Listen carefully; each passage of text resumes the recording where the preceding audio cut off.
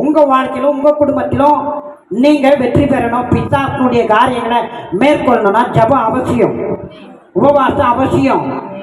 ஆமேனா இல்லையா? அது மாத்திரம் இல்லை, நீங்கள் வெற்றி பெற்று உங்கள் குடும்பத்தில் நீங்கள் ஒரு வெற்றி உள்ள வாழ்க்கை வாழ்ந்து அடுத்தது மற்ற குடும்பத்துக்கு நீங்கள் ஆசீர்வாதமாக இருக்கணும்னா இன்னும் கொஞ்சம் கூடுதலான ஜபமும் உபவாசமும் அவசியம். அல்லேலூயாவா? ஆமென்.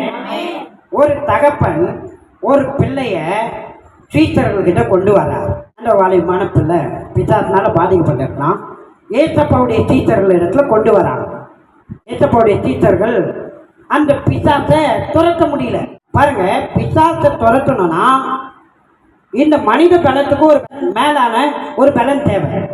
சொல்லுங்க, பிசாசை துரத்த வேண்டும் என்றால், அசுத்த ஆவிகளை துரத்த வேண்டும் என்றால், பிசாசின் காரியங்களை என் வீட்டை விட்டு, என் குடும்பத்தை விட்டு, என் வாழ்க்கையை விட்டு, அல்லது என் சரீரத்தை விட்டு, என் எல்லையை விட்டு துரத்த வேண்டும் என்றால் எனக்கு இயற்கைக்கும் மேலான தேவனுடைய பலன் எனக்கு தேவை.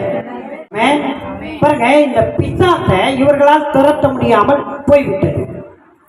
ஏசப்பா கூட தான் இருந்தாங்க, ஆனால் துரத்த முடியல.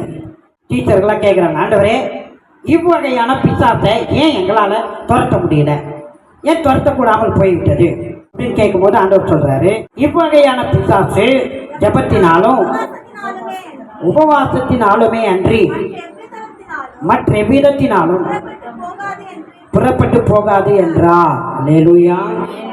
பாருங்க, அப்போ இவனை ஜெயிக்கணும்னா என்ன தேவை? ஜபமும் உபவாசம். இவனை ஜெயிக்கணும்னா நம்முடைய சுயபலம் போதாது.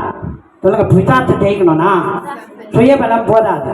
அதற்காக சொல்லுங்க, அதற்காக நான் ஜபம் செய்ய வேண்டும், தேவனுடைய உதவியை நாட வேண்டும், உபவாசம் செய்ய வேண்டும். வாரத்தில் ஒரு வேளையாகிலும் அல்லது 2 வேளையாகிலும் நான் உபவாசித்து ஆண்டவருடைய பலனால் நிறையப்பட வேண்டும். சொல்லுங்க, அப்படி நிறையப்படும் போது எனக்கு எதிராய் வருகிற பிசாசுகளை, பிசாசின் காரியங்களை நான் ஜெயிக்க முடியும், நான் ஜெயிக்க முடியும், நான் ஜெயிக்க முடியும். ஜெயிக்கணுமா? நான் சொல்றேங்க, உபவாசம் பண்ணுங்க.